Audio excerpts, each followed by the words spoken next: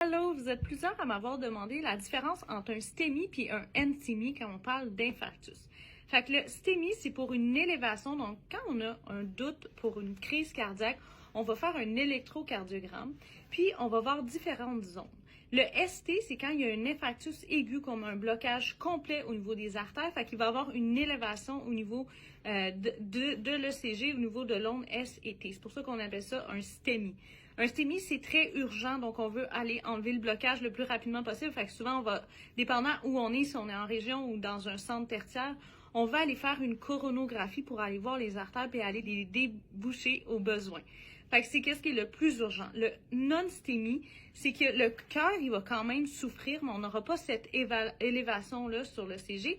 Puis souvent, c'est parce que c'est une obstruction qui est partielle. Fait qu'il va y avoir des plaques, mais le flot va quand même être capable de passer, mais ça va être plus lent. Et donc, il va y avoir un manque d'oxygène au niveau du cœur quand même, mais qui va être moins pire qu'un blocage complet comme dans le STEMI.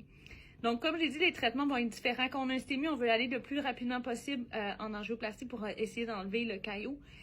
Puis, on va donner différents traitements. On peut faire aussi une thrombolyse si le patient arrive assez rapidement. Donc, donner des médicaments qui vont venir défaire le caillot. Quand c'est un non-STEMI, on va essayer aussi souvent d'aller voir en coronographie pour voir à quel point les artères sont bouchées, mais c'est moins urgent parce qu'il continue à avoir une petite oxygénation. Dans ces cas de non-STEMI, il va falloir donner différents médicaments comme des bêta-bloqueurs, des antiplaquettaires comme l'aspirine. Donc, différents médicaments à donner quand même pour le non-STEMI. Puis l'autre chose, je voulais vous dire, dans les infarctus, il y a différents types. Il y a le type 1, ça c'est le plus fréquent. C'est quand il va y avoir, par exemple, un caillot, une plaque qui va bloquer, alors que ça c'est le plus fréquent. Puis le type 2, c'est quand il va y avoir plutôt un manque d'oxygénation par rapport à la demande. Ça veut dire, disons que le cœur fait de l'exercice, c'est pour ça que l'angine souvent a lieu à l'effort. Le cœur demande plus d'oxygène, mais il fournit pas. Fait que ça peut être soit qu'il y a des vasospasmes des vaisseaux, fait qu'il y a moins d'oxygène qui se rend. Ça peut être comme en lien avec le stress. Ça peut être en lien avec des médicaments. Fait qu'il y a différentes causes, par exemple, quand il va y avoir un manque d'oxygène ou le cœur qui bat plus vite, fait qu'il y a plus de demandes.